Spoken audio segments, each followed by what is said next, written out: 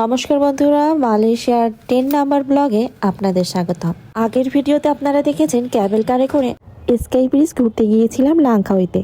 আর লাংখাউইতে আমাদের একদিন থাকা পড়েছিল, তার জন্য একটু তাড়াহুড়ো করেই সবখানে ঘুরতে হয়।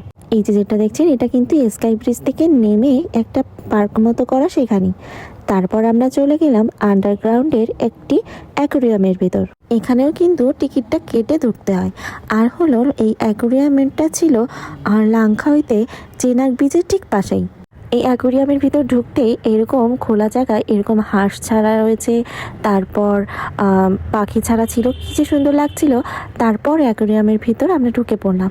দেখুন কত সুন্দর জিনিসগুলো দেখা যাচ্ছে, মাছগুলো কত সুন্দর। এই যে একটা বিদেশি বেবি এই পেঙ্গুইনের সাথে খেলা করছে, দেখতে কিন্তু বেশ দারুণ লাগছে। আমার সোনা ছেলেটা এই পশু পাখি বা পেঙ্গুইন আর মাছ যেই অ্যাকোরিয়ামের গায়ে গায়ে লেগে আসছে একটু ভয় পেয়ে যাচ্ছিল।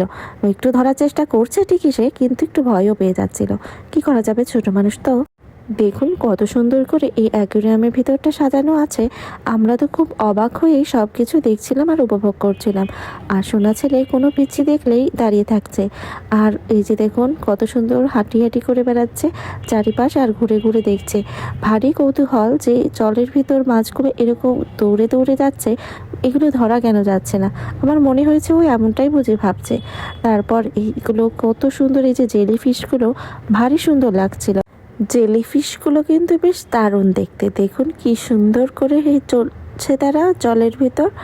আর এই যে ছোট ছোট অ্যাকোরিয়ামের মতো করা, এর ভিতরও হাজার রকমের মাছ আছে। আর সব কিছুর নামই তাদের ওখানে লেখা ছিল। আর এই সাইডটা পুরো অন্ধকার পুরীর মতো, মনে হচ্ছে একটা ভুতুড়ে। তাই আমি একটু ভিডিও করে নিলাম। আর দেখুন কত বড় একটা ব্ল্যাক ফিশ। এই ফিশটার নাম যেন কী ছিল সেটা আমার এখন মনে নেই।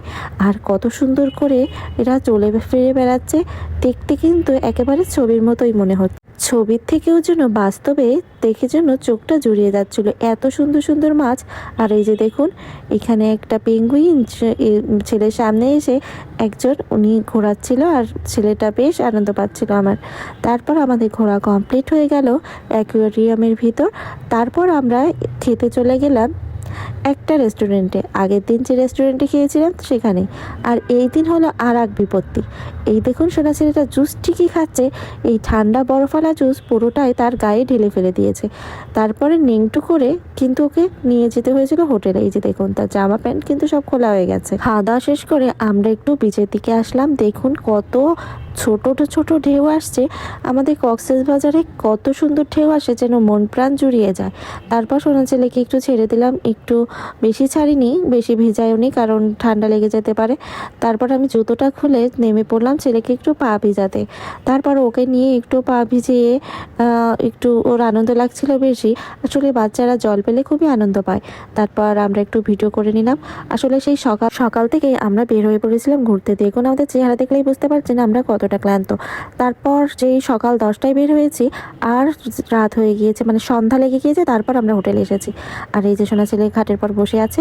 তারপর আমি রাতে রান্না করে খেয়ে নিয়েছিলাম, ছেলেকে খাইয়েছিলাম। আসলে আমাদের তো বাংলাদেশে ফেরার সময় হয়ে গিয়েছে, আর এদিন ছিল লাংখাউইতে আমাদের লাস্ট ডে। আর আমাদের কুয়ালালামপুর থেকে বাংলাদেশের ফ্লাইট তার পরের দিনই ছিল। নেক্সট ভিডিওতে দেখতে পারবেন বাংলাদেশের ফেরার ভিডিও। সবাই ভালোবেসে পাশে থাকবেন। মালয়েশিয়ার ব্লগ কিন্তু এই শেষ।